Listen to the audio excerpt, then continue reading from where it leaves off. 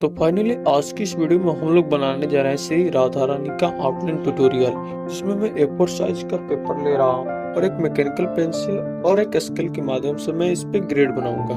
ध्यान रखिए, मैं हर एक बार 1.5 सेंटीमीटर ले रहा हूँ। आप भी 1.5 सेंटीमीटर ले सकते हैं अगर आप A4 साइज पर बना रहे हैं तब।